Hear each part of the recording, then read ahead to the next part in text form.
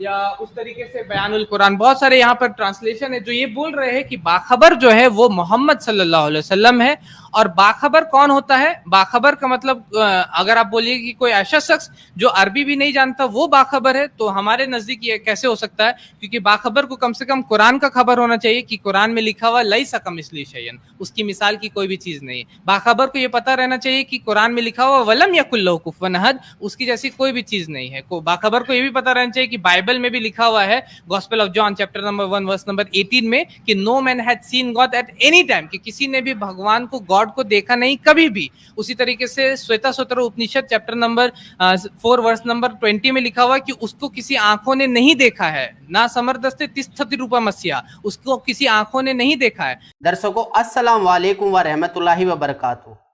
दर्शकों, हमारे अजीज मित्र सादाब भाई जी का मानना है कि हमारे सदगुरु रामपाल जी महाराज बाखबर नहीं हैं। उनका मानना है कि बाखबर वह होता है जिसको सभी भाषाओं की जानकारी होती है। उनका कहना है कि संत रामपाल जी महाराज को अरबी भाषा का ज्ञान नहीं है। जनाब सादाब भाई, यदि बाखबर की परिभाषा यह है तो आपकी याददाश्त को थोड़ा दुरुस्त कीजिए।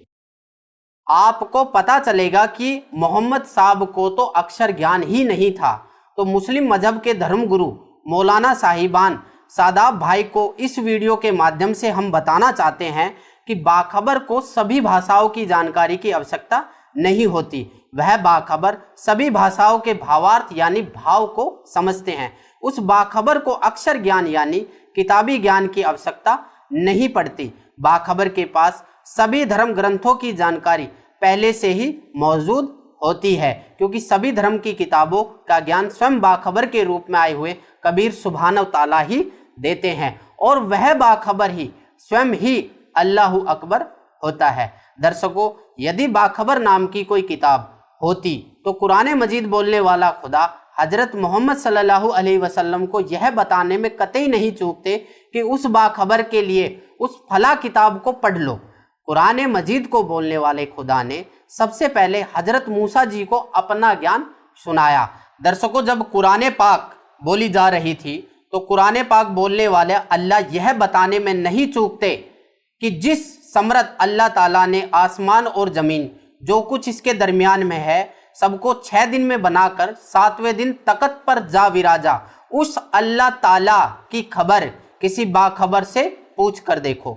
दर्शकों, यदि उस समर्थ खुदा की जानकारी किसी भी आयत में होती तो कुरान मजीद बोलने वाला खुदा मोहम्मद सल्लल्लाहु अलैहि वसल्लम को उस आयत का प्रमाण देते हुए कहते कि उस समर्थ कबीर अल्लाह ताला की जानकारी उस किताब की फला आयत में है। दर्शकों, जबकि कुरान मजीद बोलने वाला खुदा तो स्वयं मोहम्मद जी को कह रहे हैं कि जिसने आसमान और जमीन जो कुछ इसके दरमियान है सबको 6 दिन में बनाया और 7वें दिन तकत पर जा विराजा, उसकी जानकारी किसी बाखबर अर्थात इल्म वाले से पूछो। दर्शकों, यदि मोहम्मद साहब वह बाखबर होते तो यह कहने की जरूरत नहीं थी कि उस अल्लाह ताला की खबर किसी बाखबर से पूछकर देखो। दर्शकों, जिस प्रकार मजहब हिंदू समाज के धार्मिक ग्रंथ भगवत गीता जी के अध्याय नंबर 4 के श्लोक नंबर 34 में काल भगवान ने श्री अर्जुन को कहा है कि हे अर्जुन, उस परम पिता परमेश्वर की शरण में जा जिसकी शरण में मैं भी हूँ, उसके लिए तत्वदर्शी संत की तलाश कर, उसको दंडोतम प्रणाम करने से, कपट छोड़कर सरलता पूर्वक प्रसन्न करने से वो तुझे परमात्मा का भेद वह तत्वदर्शी संत बताएगा। इसके बाद जब अर्जुन जी ने काल भगवान से पूछा कि उस तत्वदर्शी संत की पहचान क्या है, यानी कि वो कैसे मिलेगा, तो उसके लिए श्री मद् भगवत गीता अध्याय नंबर 15 के श्लोक नंबर 1 से 4 में भी बताया गया है कि उल्टा संसार रूपी वृक्ष जो ऊपर की तरफ मूल तथा नीचे की तरफ तीनों गुण रूपी शाखाओं, तना व मोटी डाल की पूर्ण जानकारी रखता होगा, स वेदवित अर्थात वेद के तात्पर्य को जानने वाला तत्वदर्शी संत है। उसी प्रकार कुरान मजीद अर्थात कुरान पाक की सूरह 42 आयत नंबर 1 और 2 में जो ऐन सीन काफ अल्फाजों का विश्लेषण है, यानी कि उनका जो भावार्थ है, जो इन 3 सांकेतिक अल्फाजों को खोल देगा वह बाखबर होता है, अर्थात सच्चा रहनुमा होता है। आज तक मुसलमान समुदाय यानी कि मुसलमान समाज के किसी भी मौलाना काजियों ने इनसे पहले आए हुए पैगंबरों ने, यहाँ तक कि कुरान मजीद बोलने वाले खुदा ने भी इन 3 सांकेतिक अल्फाजों को खोलकर नहीं बता पाया, सिवाय हमारे मुर्शिद बाखबर सदगुरु रामपाल जी महाराज के अलावा। उन्होंने ही इस जहान में हम मुस्लिम भाई बहनों को बताया कि यह 3 सांकेतिक अल्फाज हैं जो खुदा सुभान तआला कबीर जी की इबादत करने का तरीका बताते हैं, जिनको बाखबर सतगुरु रामपाल जी महाराज के अलावा किसी भी मौलाना व काजियों ने इन शाब्दिक अल्फाजों को नहीं खोला है। इससे यह साबित व सिद्ध होता है कि बाखबर मोहम्मद साहब नहीं थे, कि बाखबर मोहम्मद साहब बिल्कुल ही नहीं थे, और वह बाखबर मोहम्मद साहब से ज्यादा इल्म रखते हुए उस खुदा की जानकारी हमें बताएगा जिस खुदा की इबादत से जन्नत में जाया जा सकता है, जिसके विषय में कुरान मजीद बोलने वाले खुदा को भी नहीं पता है।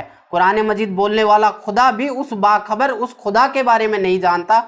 उसके लिए उसने सूरह फुरकान 25 आयत 59 में कहा है कि उसके बारे में किसी बाखबर से पूछ कर देखो। मौजूदा वक्त में वह बाखबर सतगुरु रामपाल जी महाराज है। दर्शकों, मौजूदा वक्त में वह बाखबर सतगुरु रामपाल जी महाराज है।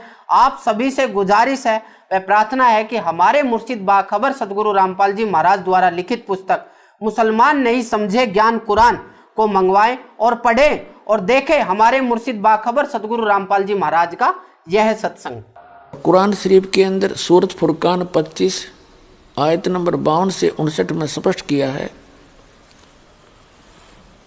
कि कबीर नामक अल्लाह है। अल्लाह कबीर यानी बड़ा भगवान, उसकी जानकारी किसी बाखबर से पूछो और वो वही है जिसने 6 दिन में सृष्टि रची और 7वें दिन तख्त पर जा बैठा। इससे सिद्ध होगा कि तीनों होली बुक्स में, तीनों पवित्र सदग्रंथों में, पवित्र कुरान शरीफ, पवित्र श्रीमद् भगवद गीता, पवित्र वेद, इनमें वो तत्व ज्ञान नहीं है। यदि वो तत्व ज्ञान होता तो ये शब्द इन सदग्रंथों में नहीं होते कि वो ज्ञान जो वास्तविक ज्ञान है, तत्व ज्ञान है, वो पूर्ण परमात्मा है, उसकी जानकारी किसी बाखबर से पूछो। बाखबर माने इल्म वाले से, तत्वदर्शी संत से। ये तीनों सदग्रंथ इनकम्प्लीट ज्ञान रखते हैं, अधूरा ज्ञान है इनके अंदर। कुरान शरीफ, श्रीमद् भगवद गीता और ये चारों वेद, यदि इनमें वो ज्ञान होता तो एक सूरत और बोल देता, एक अध्याय और बोल देता, लेकिन वो उस तत्व ज्ञान से अपरिचित है। इन तीनों ग्रंथों का ज्ञानदाता ये सरपुरुष है, ये ब्रह्म है, ये अल्लाह ताला नहीं है, ये कंप्लीट गॉड नहीं है। वो तो कंप्लीट गॉड की तो जानकारी किसी और से जानने के लिए कह रहा है, वो है अल्लाह ताला, वो है समर्थ परमात्मा। तो श्रीमद् भगवद गीता में आपको दिखाते हैं तत्वदर्शी संत की पहचान। श्रीमद् भगवद गीता ये जयदयाल गोविंद का इसके अनुवादक हैं, गीता प्रेस गोरखपुर से प्रकाशित है। अथ पंचदशो अध्याय, प्रथम मंत्र, ये 15वां अध्याय है, ये प्रथम मंत्र। इसमें क्या कहा है कि ऊर्ध्व मूलम अधः शाखम अश्वत्थम प्राहु अव्यम छंदासी यस्य पर्णानि ये तम वेद स वेदवित्। इसका अर्थ है ऊर्ध्व माने ऊपर को, मूल माने जड़ वाला, अधः माने नीचे को, शाखम माने शाखा वाला, अश्वत्थम माने पीपल का वृक्ष, प्राहु माने कहा जाता है ये अव्यय है, अविनाशी। छंदासी यस्य पर्णानि, इसके जो विभाग हैं वो पत्ते आदि, शाखा आदि इसके विभाग हैं। ये तम वेद, जो उस अज्ञान अंधकार में छुपे हुए उस संसारूपी वृक्ष के विषय में जानता है, स वेदवित्, वह है वेद के तात्पर्य को जानने वाला, वो तत्वदर्शी संत है। इबिन की अनुवाद देखिएगा। ऊर्ध्व मूलम का अर्थ इन्होंने कर दिया आदि पुरुष परमेश्वर मूल वाले। ये बताना था आदि पुरुष परमेश्वर तो ऊपर को मूल रूप है, यो ऊर्ध्व माने ऊपर, अधः माने नीचे होती है। इन्होंने यहाँ गलत कर दिया, ब्रह्मा रूप मुख्य शाखा वाले जिसे, ये गलत कर दिया इन्होंने। इन अकल तो थी नहीं इनके अंदर। ये देखो इसके साथ में दूसरे श्लोक में अधः माने, अधः 2 बार है, अधः अधः। इसका अनुवाद इन्होंने यहाँ किया है नेक्स्ट पृष्ठ पे। अधः माने नीचे, अधः माने नीचे और अधः माने नीचे, ऊर्ध्व माने ऊपर होता है। अब यहाँ देखें ना, अब फिर आगे मंत्र नंबर 1 पे 15वें अध्याय का मंत्र नंबर 1, ऊर्ध्व मूलम अधः शाखम। ये कहना था कि ऊपर को जड़, मूल माने जड़, ऊपर को जड़ वादी पुरुष परमेश्वर समझो, और अधः शाखम ये नीचे को शाखा वाला। ये संसार रूपी पीपल के वृक्ष को अविनाशी कहते हैं। वेद, ये छंद कह दिया, वेद नहीं, ये जो नीचे शाखा और पत्ते रूपी जो विभाग हैं, छंद माने विभाग, उसके खंड जिसके पत्ते हैं कहे गए हैं, उस संसार रूप वृक्ष को जो पुरुष मूल सहित जानता है, जड़ से लेकर पत्तों तक बता देगा। वेद, वेद माने जानता है, स वेदवित, स माने हुआ है, वेदवित माने वेद के तात्पर्य को जानने वाला है, अर्थात वो तत्वदर्शी संत है जो ऊपर को जड़ वाला और नीचे को शाखा वाले इस उल्टे लटके संसार रूपी वृक्ष के जो सभी विभाग बता देगा। स वेदवित, वो तत्वदर्शी संत है। अब वो स्वयं परमात्मा आते हैं ऋग्वेद मंडल नंबर 9 सूक्त नंबर 86 मंत्र 26 और 27 में, ऋग्वेद मंडल नंबर 9 सूक्त 82 मंत्र 1, 2, 3 में, ऋग्वेद मंडल नंबर 9 सूक्त 54 मंत्र 3 में, ऋग्वेद मंडल नंबर 9 सूक्त 96 के मंत्र नंबर 16 से लेकर 20 में, ऋग्वेद मंडल नंबर 9 सूक्त 94 के मंत्र नंबर 1 में, ऋग्वेद मंडल नंबर 9 सूक्त 95 के मंत्र नंबर 2 में, ऋग्वेद मंडल नंबर 9 सूक्त 20 मंत्र 1 में, ऋग्वेद मंडल नंबर 9 सूक्त नंबर 1 मंत्र नंबर 8 और 9 में, और भी अनेक स्थानों पर ये प्रमाणित किया गया है कि वो सच्चिदानंद घन ब्रह्म यानी पूर्ण परमात्मा अल्लाहु अकबर, वो ऊपर के लोक में रहता है, सब भुवनों के ऊपर, सब ब्रह्मांडों के ऊपरी अरस कुरस पर अलह तकत है, सबसे ऊपर के लोक में रहता है, और वहाँ मनुष्य दृश्य है, मनुष्य जैसा उसका आकार है, और वहाँ से गति करके आता है, वहाँ से चलकर आता है, सशरीर आता है मनुष्य दृश्य, और यहाँ आकर के अपने यथार्थ ज्ञान को पुण्यात्माओं तक पहुँचाता है, उनको सुनाता है। तो उस अल्लाहु अकबर ने, उस बड़े भगवान ने, उस कादिर मालिक ने, उस परम अक्षर ब्रह्म ने अपने द्वारा रची हुई सृष्टि का ज्ञान स्वयं ही आकर बताना पड़ा, और तो जान कैसे सकते। तो उन्होंने कहा है अक्षर पुरुष एक पेड़ है और सरपुरुष वा की डार, और तीनों देवा शाखा हैं ये पात रूप संसार। अब वो ज्ञान इस दास को दिया परमात्मा ने, क्योंकि उनका आदेश था। जब वो मालिक आए थे, सह शरीर आए थे, सह शरीर चले गए थे, ना उनका जन्म हुआ और न उनकी मृत्यु हुई। सह शरीर आए थे, सह शरीर गए थे। वो कौन? काशी के अंदर वो अल्लाहु अकबर, वो धानक जुल्हा रूप में वो परमात्मा स्वयं वहाँ रहे, अपनी जानकारी आप ही दी, यथार्थ ज्ञान भी आप ही बोला, जो सच्चिदानंद घन ब्रह्म की वाणी में लिपिबद्ध किया गया। और जिन महापुरुषों को परमात्मा ऊपर लेकर गए, फिर उनको वापस छोड़ा। उन्होंने भी वही ज्ञान एज इट इज मालिक का दिया हुआ अपनी अमृत वाणी में बोला। तो इससे क्या स्पष्ट हुआ कि ऊपर को जड़ वाला, ऊपर को जड़ मूल मालिक है, और नीचे को तीनों गुण रूपी शाखा वाला, ये उल्टा लटका हुआ संसार रूपी वृक्ष है। और जो संत इसके सभी विभागों को बता देगा, मूल से लेकर पत्तों तक। मूल कौन परमात्मा है? मूल तो समझो परम अक्षर ब्रह्म। गीता अध्याय नंबर 15 के श्लोक नंबर 16 और 17 में 3 परमात्माओं की जानकारी है, 3 पुरुषों की। पुरुष माने प्रभु, एक सरपुरुष, एक अक्षर पुरुष और तीसरा परम अक्षर पुरुष। परम अक्षर ब्रह्म कहो, सर ब्रह्म कहो, सर पुरुष कहो, अक्षर पुरुष कहो, अक्षर ब्रह्म कहो, परम अक्षर पुरुष कहो, परम अक्षर ब्रह्म कहो, उसको अल्लाह ताला कहो, उसको अल्लाह अकबर कहो, परम अक्षर ब्रह्म कहो, और उसको सत्य पुरुष कहो, अविनाशी परमात्मा कहो। उस एक ही परमात्मा के पर्यायवाची शब्द है सरपुरुष और सरब्रह्म और ज्योत स्वरूपी निरंजन काल, ये इस काल ब्रह्म के पर्यायवाची शब्द हैं। और परब्रह्म और अक्षर पुरुष ये इस 7 संग ब्रह्मांड के इस सरपुरुष का पर्यायवाची शब्द है। अपनात्माओं, जो सरपुरुष है, सरपुरुष कहो, इसको सरब्रह्म कहो, इसको काल कहो, शैतान कहो।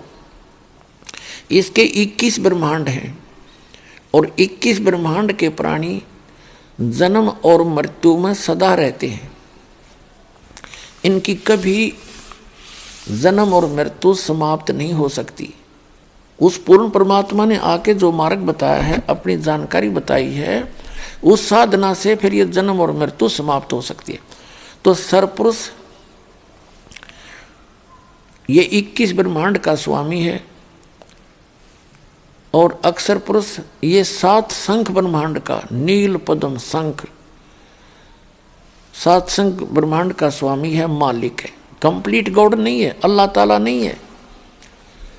और ये सरपुरुष भी यानी ब्रह्म भी अल्लाह ताला नहीं है। वो परम अक्षर ब्रह्म जो असंख्य ब्रह्मांड का स्वामी है, जो इस अक्षर पुरुष के ऊपर भी मालिक है और सर पुरुष के ऊपर, इस ब्रह्म के ऊपर भी वो मालिक है। वो ओवरऑल कंट्रोलर है। वो वास्तव में महान परमात्मा है। वो अल्लाह अकबर है। वो परम अक्षर ब्रह्म है। उसको हम अकाल मूर्त, उसी को शब्द स्वरूपी राम, उसी को सतपुरुष, सत्य पुरुष कहो और ऑल माइटी गॉड कहो, कंप्लीट गॉड कहो। वो परमात्मा है। और वही काशी के अंदर, बनारस के अंदर 120 वर्ष रहे, सह शरीर आए थे, शिशु रूप धारण किया, कमल के फूल पर प्रकट हुए। वहां से नीरू नीमा नाम के एक दुल्हा दंपति निसंतान थे, वो उठा ले गए। और फिर धीरे धीरे बड़े हुए, अपना यथार्थ ज्ञान प्रचार किया, अपने मुख कमल से बोला वो यथार्थ ज्ञान, उनके मुख कमल से उच्चरित वाणी सच्चिदानंद घन ब्रह्म की वाणी में लिपिबद्ध किया गया धर्मदास जी द्वारा। और वो ज्ञान आज इस दास के पास उपलब्ध है। उसके भी अतिरिक्त कबीर सागर में, कबीर वाणी में सच्चिदानंद घन ब्रह्म ने कहा है कि इस काल को धोखा देने के लिए मैंने बहुत सा ज्ञान दिया, लेकिन वो मूल ज्ञान है उसको अभी गुप्त रखा था। तो वो मूल ज्ञान इस दास को दिया दाता ने। कबीर साहब कहते हैं कि 33 अरब ज्ञान हम बाखा और मूल ज्ञान हमने गुप्त ही रखा। और धर्मदास जी से कहा था, मूल ज्ञान तुम तब तक छुपाई जब तक 12 पंथ ना मिट जाए। तो वो मूल ज्ञान परमात्मा ने जो 33 अरब वाणी बोलकर भी गुप्त रखा था, वो इस दास को दिया। तो वो कंप्लीट स्पिरिचुअल नॉलेज इस दास को कबीर भगवान ने प्रदान किया। क्योंकि पहले जो भी ज्ञान मालिक ने दिया महापुरुषों को, तो उन्होंने उनको वाणी के माध्यम से, लोकोक्तियों के माध्यम से, शब्दावली के माध्यम से बोला। और वो ऐसे गूढ़ शब्दों में बोला गया कि आम आदमी उसको समझ नहीं सका। तो वो भेद, वो रहस्य छुपा रहा। अब इस दास पर कृपा करी, उन सदग्रंथों के उन गूढ़ रहस्यों को, जैसे वेदों के मंत्र, गीता जी के श्लोक और कुरान शरीफ की आयत, इस दास के अतिरिक्त ना तो मुसलमानों की समझ में आई, ना हिंदू सनातन धर्म के व्यक्तियों के समझ में आई, आचार्य और शंकराचार्य और मंडलेश्वर गुरुओं के नहीं समझ में आई, और ना ही कुरान शरीफ के आयत इन मुल्ला और काजियों के समझ में आई। इस दास पर दया करी। इस दास ने सब ग्रंथों को ठीक से समझा और जाना, आपके रूबरू किया। अब ये उल्टा लटका हुआ संसार रूपी वृक्ष, इसकी जो डिटेल है 15वें अध्याय के श्रीमद् भगवत गीता के अध्याय नंबर 15 श्लोक नंबर 16 और 17 में कंसेप्ट क्लियर हो जाएगा। देखिएगा, श्रीमद् भगवत गीता और ये श्लोक नंबर 16 और अध्याय नंबर ये 15, इसका अनुवाद यहाँ किया है कि वैसे ये श्लोक यहाँ से देखिए, संस्कृत अच्छी तरह समझ में आएगी। दिवऊ इमऊ पुरुषौ लोके, इस लोक में दो पुरुष हैं, दो परमात्मा हैं, एक सरपुरुष एक अक्षर पुरुष। इस पुरुष को हम यहाँ दोनों जगह लगा देंगे, सरपुरुष और अक्षर पुरुष। और इसी प्रकार नासवान, सरकार तो होता नासवान, अक्षर होता विनाशी। सर्वाणी भूतानि कटुष्ट अक्षर उच्यते। इसका अर्थ ये बनता है कि इस लोक में, मिट्टी वाले पृथ्वी वाले लोक में जो नासवान स्थिति के लोक हैं, अक्षर पुरुष और सरपुरुष के, इसमें दो पुरुष हैं इस लोक में, सरपुरुष और अक्षर पुरुष। और इसी प्रकार इनके अंतर्गत जितने भी प्राणी हैं, भूतानी माने प्राणी, वो तो नासवान है, और जीवात्मा किसी की मरती है नहीं, ये तो अंडरस्टूड, गधे की भी ना मरती। यहाँ अनुवाद किया इन्होंने, देखिएगा। इस संसार में सर माने नासवान और अक्षर माने अविनाशी भी दो प्रकार के पुरुष माने परमात्मा कहे हैं, दो परमात्मा पुरुष कहे हैं। और संपूर्ण प्राणियों के शरीर तो नासवान है और जीवात्मा को अविनाशी कहा जाता। फिर यहाँ कहा कि उत्तम पुरुष है तू अन्य, उत्तम पुरुष है तू अन्य परमात्मा इति उदाहरते। उत्तम पुरुष तो इन दोनों से अन्य है, सरपुरुष से और अक्षर पुरुष से। उत्तम पुरुष है तू अन्य परमात्मा इति उदाहरते। ये लोग तरम जो तीनों लोकों में प्रवेश करके अविश्य विभर्ति अवैश्वर है, जो तीनों लोकों में प्रवेश करके सबका धारण पोषण करता है, वो है अविनाशी परमात्मा। वास्तव में अपने आत्माओं, जैसे ये सरपुरुष है, ये तो सीधा ही अंडरस्टूड है, नासवान है। और अक्षर पुरुष, इसको अविनाशी क्यों कहा? अविनाशी पुरुष तो इसका मतलब नाश नहीं होना चाहिए इसका, लेकिन इसको डिफाइन करने के लिए, इसको डिफीड करने के लिए, इसको फेल करने के लिए आगे कहा है कि उत्तम पुरुष है तू अन्य। इन दोनों से और है पुरुषोत्तम यानी श्रेष्ठ भगवान, और जिसको परमात्मा कहा जाता है, वही तीनों लोकों में प्रवेश करके सबका धारण पोषण करता है, वो है अविनाशी परमात्मा। अब जैसे ये देखिएगा, उल्टा लटका हुआ संसार रूपी वृक्ष, ये तो है परम अक्षर पुरुष। उत्तम पुरुष है तो अन्य, वो ये है उत्तम पुरुष तो अन्य। और इसके तीन लोक हैं, जैसे ये तो गुप्त हैं, ऊपर के लोक हैं, और ये अक्षर पुरुष के, ये सरपुरुष का लोक है, और इसी के फिर आगे इस सरपुरुष का ये व्यवस्था है। तो ये अक्षर पुरुष है, ये सरपुरुष है, और ये तीनों गुण रूपी शाखा हैं। ये तो बहुत नीच आगे चल के भगवान है, स्वामी है। अब ये यहाँ से पौधे को यानी पेड़ को खुराक, आहार, पालन पोषण कहाँ से होता है? मूल से होता है, जड़ों से होता है। तो जड़ रूपी वो परम अक्षर ब्रह्म है, वो तो उत्तम पुरुष है तू अन्य, ये है वो परमात्मा। ऊर्ध्व मूलम अधः शाखम, नीचे को शाखा वाला, ये संसार रूपी वृक्ष है। अब गीता ज्ञान दाता ने और बताया को नहीं, ऊपर न जड़ नीचे न तीनों और शाखा है। अब परमात्मा ने बताया कि अक्षर पुरुष एक पेड़ है, ये अक्षर पुरुष तना है, और सरपुरुष वाकी डार, और तीनों देवा शाखा हैं, ये पात रूप संसार। लेकिन ये गुप्त है, ये दास बताने के लिए भेजा है कि ये कौन है। परमात्मा को तो पता ही था, लेकिन स्वयं अपने आप को कहे तो नहीं जच्चा हो, तो इसके लिए एक मीडिएटर की जरूरत पड़ती है। ये दास मीडिएटर बना है आप और भगवान के बीच में, आपको परमात्मा समझाने के लिए।